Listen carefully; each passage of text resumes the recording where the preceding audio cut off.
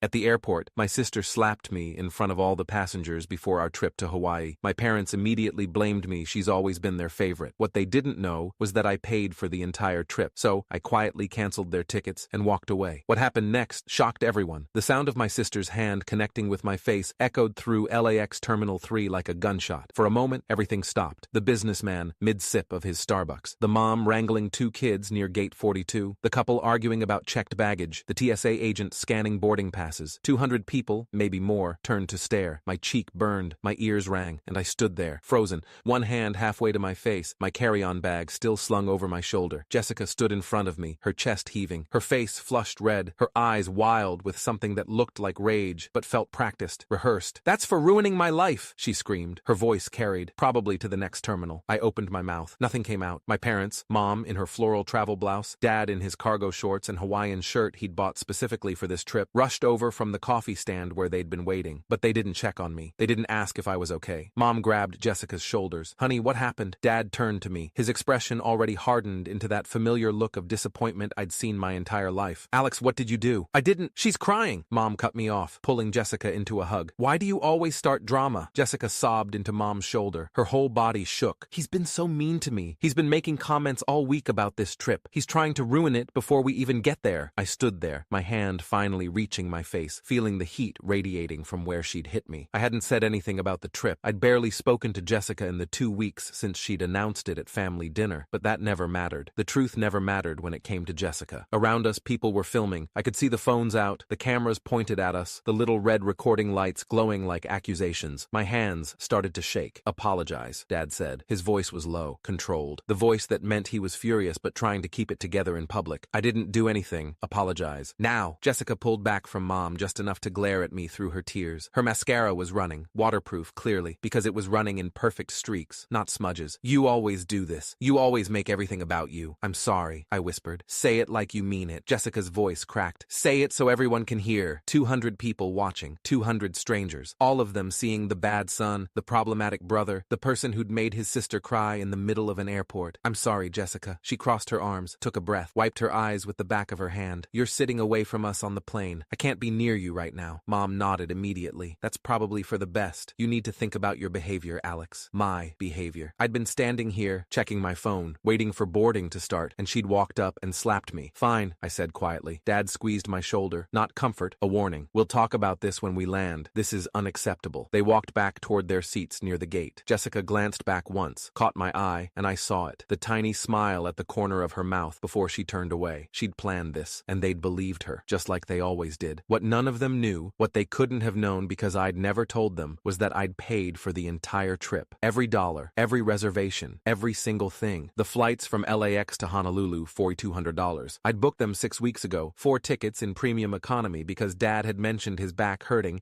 and Jessica had casually said she couldn't possibly fly coach for 6 hours. The hotel, $3,800 for 4 nights at the Hilton Hawaiian Village. Ocean view rooms, 2 rooms, adjoining, because Jessica needed her space, but Mom wanted to be close. The rental car, $600 for an SUV because Dad insisted we needed something sturdy for driving around the island. Activities, $1,500, luau tickets, snorkeling tour, Pearl Harbor, Diamond Head, all prepaid, all organized. Total, $2,100, all on my credit card, all planned, booked, and paid for by me over the course of 6 weeks. But at family dinner 5 weeks ago, Jessica had stood up, champagne glass in hand, and announced, "I'm treating everyone to Hawaii. We're going in June. All expenses paid." Mom had gasped. "Honey, that's so generous." Dad had beamed. "We raised you right, Jess." I'd sat there, fork halfway to my mouth, staring at my sister across the table. She'd caught my eye, smiled, mouthed, "Thank you," and I'd said nothing. Because that's what I always did. I stayed quiet. I didn't make waves. I didn't cause problems. Jessica took credit. Mom and Dad praised her, and I paid the bills. It had been like this my whole life. When Jessica graduated high school, I'd paid for her graduation party, $2,000. She'd thanked our parents for everything. When she got her first apartment, I'd co-signed the lease because her credit was shot. She'd posted on Instagram about finally being independent. When she'd gotten engaged, briefly, the engagement lasted 4 months. I'd loaned her $5,000 for the ring. She'd never paid me back. The engagement ended. She kept the ring, and I'd never said anything because I was the older brother, because I made good money, because family helps family. But she'd just slapped me in the middle of an airport, in front of 200 people, and my parents had blamed me for it. "I need to use the bathroom," I said when I walked back to where they were sitting. Jessica was showing Mom something on her phone. phone, both of them laughing. Dad was reading a Tom Clancy novel, his reading glasses perched on his nose. None of them looked at me. Hurry up, Dad said without looking up. Boarding starts in 20 minutes. I walked toward the restrooms, got about halfway there, then pulled out my phone. My hands were still shaking, but my mind was clear, clearer than it had been in years. I opened my airline app and pulled up the confirmation number, K7R9P3. 4 tickets, premium economy, flight 447 to Honolulu, departing 2:45 p.m. I called the airline. Hawaiian Airlines, this is Derek. How can I help you? I need to cancel 3 tickets on flight 447 to Honolulu. May I have your confirmation number? K7R9P3. Keys clicking on the other end. Okay, I see 4 tickets here. You want to cancel 3 of them? Yes. Keep the ticket for Alex Morrison. Cancel the other 3. The other passengers are Jessica Morrison, Robert Morrison, and Linda Morrison. Is that correct? That's correct. Okay, just so you're aware, there's a cancellation fee of $200 per ticket since these are premium economy and we're within 24 hours of departure. The remaining value will be credited to your account as travel credit, minus the fees. That's fine. And you're sure? Once I process this, the tickets will be canceled immediately. My cheeks still burned where she'd hit me. I'm sure. All right, processing now. Your confirmation number for the cancellation is P4K2W9. You should receive an email within 5 minutes.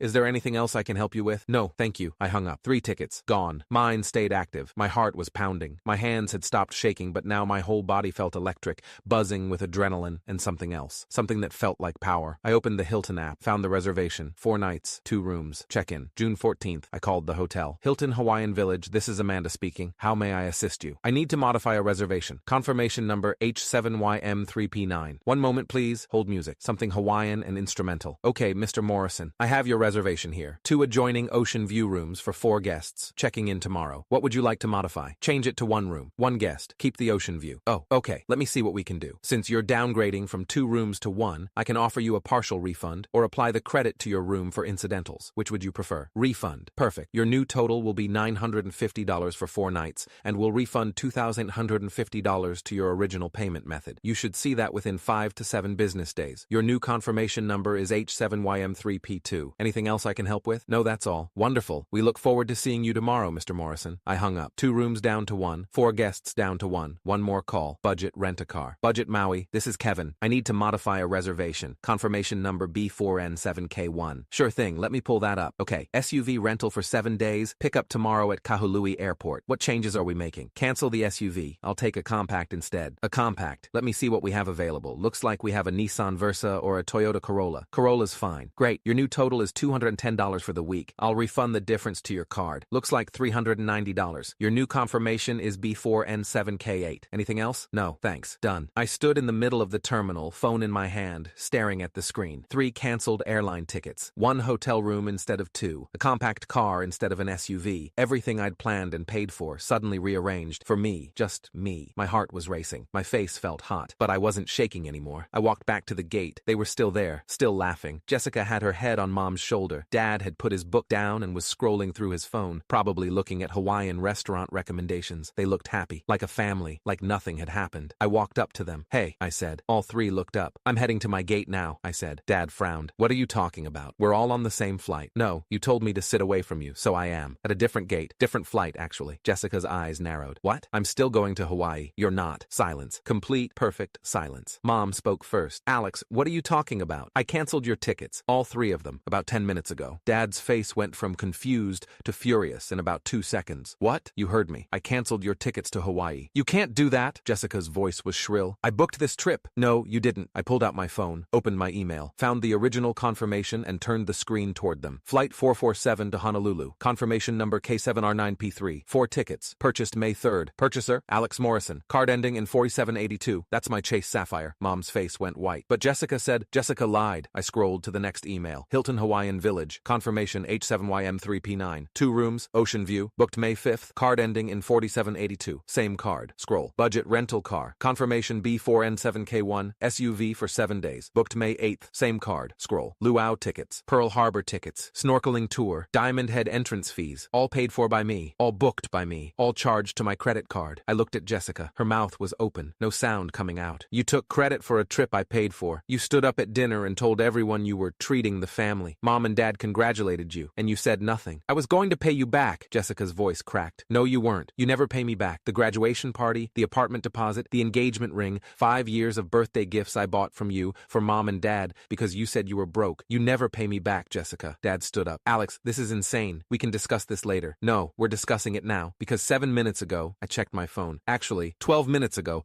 I canceled all 3 of your tickets. You're lying, Jessica said, but her voice shook. Call the airline. Confirmation K7R9P3. Ask them how many passengers are still booked. Mom pulled out her phone with trembling hands, put it on speaker, called Hawaiian Airlines. Hawaiian Airlines, this is Brenda. How can I help you? I need to check on a reservation. Confirmation K7R9P3. Keys clicking. Okay, I see that confirmation. It shows 1 passenger, Alex Morrison. Seat 7A, premium economy. Mom's hand shook. It was supposed to have 4 passengers. Let me check the notes. Yes, 3 tickets were canceled at 1:47 p.m. today. Would you like to rebook those passengers? Mom hung up, looked at me. Why would you do this? Her voice was barely a whisper. Because she slapped me in the middle of an airport and you blamed me for it. She was upset! Dad's voice was rising. People were starting to stare again. You don't cancel a family vacation over 1 argument. It's not 1 argument. It's 28 years of being blamed for everything she does. 28 years of paying for things she takes credit for. 28 years of being the bad son while she's the golden child who can do no wrong. That's not true, Mom said, but she couldn't look at me. Yes, it is, and you know it. The boarding announcement crackled overhead. Now, boarding Group A for Flight 447 to Honolulu. That's me, I said. Group A, Seat 7A. I picked up my carry-on. Dad grabbed my arm. Alex, wait, let's talk about this. Let's work this out. There's nothing to work out. We're sorry. Mom's voice cracked. We're sorry about what happened. Just rebook the tickets. We'll pay you back. No, you can't do this. Jessica was crying now. Real crying. Not the performance from before. We're your family. Family? I looked at her. Really looked at her. You slapped me in front of 200 people. They filmed it. It's probably already on TikTok. And Mom and Dad took your side immediately, without even asking what happened. That's family? It was a mistake. Jessica sobbed. I was stressed. I wasn't thinking. You were thinking. You planned it. I saw your face after. You smiled. Her eyes widened. She'd forgotten about that. Please, Mom whispered. She was crying now too. Please don't do this. We can work this out. We'll talk about everything. We'll fix it. You can't fix 28 years in 1 conversation. Mom. Now boarding Group B for Flight 447 to Honolulu. I really need to go, I said. Dad's face was turning red, the way it did when he was about to explode. We'll call the airline ourselves. We'll rebook. Go ahead. Last-minute tickets to Hawaii in peak season. About $1,800 each. Plus a new hotel room. The ones near Waikiki Beach are probably $400 a night this time of year. Plus a new rental car. Plus all the activities I booked. You're looking at about $12,000 total for all 3 of you. Dad's face went from red to pale. We don't have that kind of money, Mom said quietly. I know. That's why I paid for it in the first place. Jessica grabbed my other arm. Both parents on either side of me now, holding me like they could physically prevent me from leaving. Alex, please, I'm sorry. I'm so sorry. I shouldn't have hit you. I was wrong. I know I was wrong. Please don't leave us here. You really slapped me in front of 200 people and expected me to just take it? I wasn't thinking. You're 26 years old, Jessica. When do you start thinking? Now boarding Group C for Flight 447 to Honolulu. I pulled my arms free, started walking toward the gate. Alex, Dad's voice echoed through the terminal. You walk away right now. Don't bother coming back. I stopped, turned around. I won't, I said, and I meant it. Mom was crying into her hands now. Dad was yelling something at a gate agent who looked confused and concerned. Jessica was standing frozen, mascara streaked down her face, staring at me like she couldn't comprehend what was happening. The same 200 people who'd filmed her slapping me were filming this too. I turned back around, walked to the gate, handed my boarding pass to the agent. Her name tag said Marie, and she gave me a sympathetic smile. Rough day? She asked quietly. Getting better, I said. I walked down the jetway, found my seat, 7A, window seat, premium economy, extra legroom, sat down, put my bag in the overhead compartment, buckled my seatbelt, and waited. Through the window, I could see the terminal, could see my family, former family, standing near the gate. Dad was on his phone, probably calling the airline customer service line. Mom was sitting in one of the chairs, her face in her hands. Jessica was pacing, her arms wrapped around herself. They looked lost, confused, like the script had been flipped and they didn't know their lines anymore. The flight attendant made her way down the aisle, checking overhead bins, helping passengers find their seats. Can I get you anything? She asked when she reached me. Water would be great. She brought me a bottle of Dasani. I thanked her. The cabin door closed. The plane pushed back from the gate, and through the window, I watched Terminal 3 get smaller and smaller until I couldn't see my family anymore, until they were just part of the background, just another group of people in an airport having a bad day. Not my problem, not my responsibility, not my circus, not my monkeys. The plane lifted off, and for the first time in 28 years, I felt light. The hotel was beautiful. The Hilton Hawaiian Village, ocean view room on the 22nd floor, king bed, private balcony. The sunset over Waikiki Beach was the kind of thing that makes you understand why people pay thousands of dollars to come here. I stood on the balcony with a Mai Tai I'd ordered from room service and watched the sun sink into the Pacific. My phone had been buzzing nonstop since I'd landed. 17 missed calls from Mom, 23 from Dad, 41 from Jessica. I'd turned off notifications after the first first hour. There were text messages too. I'd skimmed them while waiting for my rental car. Mom, please call us. We're stuck at LAX. We don't know what to do. Dad, this is childish and cruel. Call me immediately. Jessica, I'm sorry.